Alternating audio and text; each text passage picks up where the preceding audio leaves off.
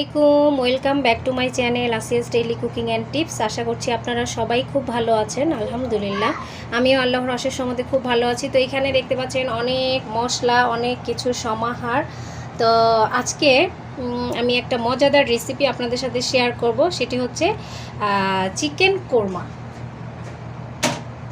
তো চিকেন কোরমা করার জন্য অবশ্যই তো চিকেন লাগবে। তো এখানে আমি এই যে চিকেনটাকে ধুয়ে সুন্দর করে এখানে আমি ঝরা দিয়ে নিয়েছি। আর এখানে যা যা মশলা আমার লাগবে আমি আজকে একটু অন্যরকমভাবে করব। আমি সব মশলাগুলো দিয়ে আগে চিকেনটা মেরিনেট করে রাখবো। তো এই যে এখানে দেখতে পাচ্ছেন কিশমিশ আর হচ্ছে কাঁচামরিচ, এটা আমি অবশ্য শেষে ব্যবহার করব। তো এখানে আছে পেঁয়াজ কুচি, আর আমি গুঁড়া দুধকে গুলিয়ে এখানে হচ্ছে আমি ভিনেগার দিয়ে আমি টক দই বানিয়ে নিয়েছি, কারণ আমার বাসায় আজকে টক দই ছিল না। তো এভাবে করে আমি যখন না থাকি এভাবে করে আমি টক দই লাগলে সেটা ব্যবহার করি। এখানে আছে হাফ চা চামচের মতন ধনিয়া গুঁড়া, এখানে আছে মানে অল্প পরিমাণেরই কালো গোলমরিচের গুঁড়া, হাফ চা চামচের মতন লাল মরিচের গুঁড়া, আর এখানে আছে হচ্ছে আপনার স্বাদ মতো লবণ। আর এটা হচ্ছে আমার এই যে হোমমেড গরম মশলাটা, এখানে জয়ফল, জয়ত্রী, এরপর হচ্ছে কাবাব চিনি, শাহ জিরা, এলাচ, হ্যাঁ এগুলো সমন্বয়ে আমি হচ্ছে এটা মানে পেস্ট গুঁড়ো করেছি। আর এখানে আমার লাগবে হচ্ছে কেওড়া জল, আর এখানে হচ্ছে বাদাম পেস্ট, এখানে আছে কাঠবাদাম এবং কাজু বাদাম, আর এর সাথে আছে হচ্ছে পোস্ত দানা, আর আদা রসুন পেস্ট তো অবশ্যই লাগবে। তো প্রথমে চলুন আগে হচ্ছে চিকেনটাকে মেরিনেট করি। তো এখানে প্রথমে একটা বোল নিয়ে নিয়েছি, আর এই যে আমার হচ্ছে চিকেনগুলোকে কিন্তু আমি দেখুন একদম ছোট ছোট পিস করে কেটে নিয়েছি। রেগুলার কাট যে তার থেকেও একটু ছোট করে কাটা। তা আমি কিন্তু চিকেনগুলোকে ভালোভাবে ধুয়ে দেখতেই পেরেছেন আমি আগে ঝরিয়ে রেখেছি। এই কাজটা অবশ্যই করবেন, কারণ চিকেনের থেকে কিন্তু অনেক রক্ত পানি বের হয়। আর এখানে এখন আমি দিয়ে দিব হচ্ছে আদা রসুন পেস্ট। বিসমিল্লাহ। এখানে হচ্ছে প্রায় আমি 3 চা চামচের মতন আদা রসুন পেস্ট এটা দিয়ে দিয়েছি। এখানে আমি এই যে যেই মশলাগুলো দেখতে পাচ্ছেন গুঁড়ো মশলা, এগুলো সব দিয়ে দিলাম। আর এখানে হচ্ছে এই যে আমার ঘরে বানানো আমি যে টক দইটা বানিয়েছি এটা দিয়ে দিলাম। এখানে আমার হোমমেড গরম মশলাটা এটা দিয়ে দিয়েছি। আর এখানে হচ্ছে এই যে কাজু, কাঠবাদাম আমি সমস্তটা একসাথে দিয়েছি। আজকে আমি একটু অন্যরকমভাবে চিকেন কোরমাটা করে দেখাবো। তো চিকেন কোরমাটার রেসিপি বিভিন্ন ধরনের রেসিপি হয়, এক একজন এক একভাবে করে। তো আজকে আমি একটু ভিন্ন স্টাইলে করে দেখাচ্ছি আপনাদেরকে। আশা করছি রেসিপিটি আপনাদের কাছে ভালোই লাগবে। আর এখানে আমি এই যে এখানে আমি কেওড়া জল এখন দিয়ে দিব, খুবই সামান্য পরিমাণে দিয়ে দিলাম, যেমন হাফ চা চামচের মতন হবে। কেওড়া জলটা দিয়েছি একটা ফ্লেভারের জন্য, যেহেতু এটা কোরমা, চিকেন কোরমা, তো ফ্লেভারের জন্য দিয়েছি। আর এখানে আমি একদম কুচি করে রাখা কিছুটা পরিমাণের পেঁয়াজ কুচি দিয়ে দিয়েছি। এখন হাতের সাহায্যে সমস্ত উপকরণগুলো একসাথে আমি ভালোভাবে মাখিয়ে নিব। আর এই কাজটা অবশ্যই হাত দিয়ে করতে হবে, কারণ ম্যারিনেশনটা যত সুন্দর হবে চিকেন কোরমার টেস্টটাও কিন্তু তত ভালো হবে। এভাবে করে আমি 10 মিনিটের জন্য এটাকে মেরিনেট করে রেখে দিব। বিসমিল্লাহির রহমানির রহিম। চুলায় দেখতে পেরেছেন আমি একটা কড়াই বসিয়ে দিয়েছি, এর মধ্যে তেল দিয়ে দিয়েছি, আর এখানে দিয়ে দিলাম এক টুকরো বাটার।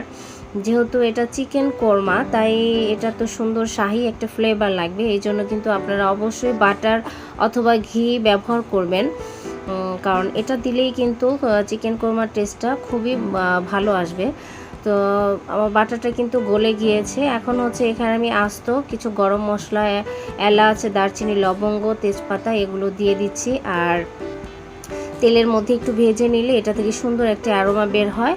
এতে করে আপনি যে কোনো রেসিপি করেন না কেন সেটা থেকে কিন্তু সুন্দর ফ্লেভার আসে। আর এখন হচ্ছে এখানে বেশ কিছুটা পরিমাণ আমি হচ্ছে পেঁয়াজ কুচি দিয়ে দিয়েছি। আর পেঁয়াজটাকে কিন্তু আমি একদম ব্রাউন করে ভেজে নিব, যেহেতু সমস্ত উপকরণগুলো আমি একসাথে মেরিনেট করে রেখেছি। আর এই ক্ষেত্রে পেঁয়াজটাকে ব্রাউন করে নিলে মানে চিকেন কোরমাটা খেতে অসম্ভব মজা হবে। আর এখন এই যে দেখতে পাচ্ছেন মেরিনেট করে রাখা সমস্ত চিকেনটা আমি এই কড়াইয়ের মধ্যে দিয়ে দিয়েছি। আর এই যে ভোলটা পরে আমি একটু ধুয়ে এখানে একটুখানি পানি ব্যবহার করব। আর এই পর্যায়ে কিন্তু আমি কোনো পানি দিব না। এখন ভালো করে নেড়ে চেড়ে পেঁয়াজ বেরেস্তাটার সাথে পুরো চিকেন কোরমাটা যাতে সুন্দরভাবে মিশে যায়, এভাবে আমি নেড়ে চেড়ে দিলাম। আর এখন এখানে আমি হচ্ছে দুটো কাঁচামরিচ দিয়ে দিচ্ছি। দেখুন মাথাটাকে একটু ভেঙে দিয়ে দিয়েছি যাতে এর থেকে অল্প করে ঝাঁজটা বের হয়। এখন ঢেকে দিলাম, প্রায় 2-3 মিনিট পরে আবার ফিরে আসছি। তো এই যে দেখুন প্রায় 2 থেকে 3 মিনিট পরে চিকেন থেকে কতটা পানি বের হয়েছে, আর মাশাআল্লাহ এত সুন্দর ঘ্রাণ বের হয়ে গিয়েছে। আমি যখন চিকেন কোরমাটা রান্না করছি আমার পুরো বাসায় একদম চিকেন কোরমার মানে ঘ্রাণটা একদম ছড়িয়ে গিয়েছে। তো আমার ছেলেরা আমাকে একটু পর এসে জিজ্ঞেস করছিল যে আম্মু তুমি কি রান্না করছো। তো এই আর কি, আসলে ভালো কিছু রান্না করলে তখন বাচ্চারাও খুব খুশি হয় আসলে। তো যাই হোক, আপনাদের সাথে কথা বলতে বলতে কিন্তু দেখুন চিকেনটা কিন্তু অলমোস্ট মোটামুটি কষানো হয়ে গিয়েছে। আর যেহেতু এটা আমি সব মশলা দিয়ে আমি ভালো করে ম্যারিনেট করেছিলাম, এই জন্য কিন্তু কষানোর কাজটা খুবই ভালোভাবে করে নিতে হবে। কারণ যদি ভালোভাবে কষানো না হয় তাহলে যে সব কাঁচা মশলা ব্যবহার করা হয়েছে এ থেকে কিন্তু বাজে স্মেল আসবে। আর এখানে দিয়ে দিলাম এখন ওই যে আমি যেখানে ম্যারিনেট করে রেখেছিলাম যে পাত্রটাতে, সেটার মধ্যে আমি গুঁড়া দুধ গুলিয়ে দিয়ে দিয়েছি। আর দিলাম কিশমিশ, আরও দুটো হচ্ছে কাঁচামরিচ। আর এখানে সুন্দর একটা ফ্লেভারের জন্য আমি দিয়েছি অল্প পরিমাণে চিনি। একটা ইম্পর্টেন্ট কথা বলে রাখি, এটা কিন্তু আপনারা চিকেন রোস্ট ভাববেন না, এটা কিন্তু হচ্ছে চিকেন কোরমা। তো রান্না করার সময় অবশ্যই কিন্তু আমাদের রান্নার ডেফিনেশনটা অবশ্যই বুঝে নিতে হবে। তো দেখুন চিকেন কোরমাটা কিন্তু মোটামুটি আমার বলক উঠে এসেছে, এখন আবার ঢেকে দিয়েছি। তো এই যে দেখতে পাচ্ছেন চিকেন কোরমাটা কিন্তু আমার অলমোস্ট হয়ে গিয়েছে। এটা কিন্তু একবারে আমি শুকিয়ে ফেলবো না, যেহেতু এখানে গুঁড়া দুধ দিয়ে আমি দিয়েছি। তো এখানে এটা কিন্তু ঠান্ডা হওয়ার পরে কিন্তু টেনে যাবে। তো নামানোর আগে আমি এখানে একটু দেশি ঘি দিয়ে দিলাম। তো দেখুন মাশাআল্লাহ কতটা সুন্দর লাগছে। আর চলুন এখন আপনাদেরকে একটু পরিবেশন করে দেখিয়ে দিচ্ছি দারুণ মজার চিকেন কোরমা।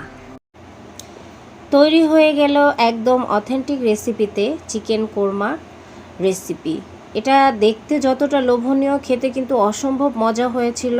আর বাচ্চারা তো চিকেন খুবই পছন্দ করে। আপনি কিন্তু চাইলে যে কোনো সময় ঝটপটভাবে এভাবে সুন্দর একটা চিকেন কোরমা বাসায় তৈরি করে নিতে পারেন। আর পোলাও, পরোটা এর সাথে কিন্তু একদম জমে যাবে চিকেন কোরমা রেসিপিটি। আজকের রেসিপিটি কেমন লাগলো অবশ্যই করে কিন্তু কমেন্ট করে আমাকে জানিয়ে দিবেন।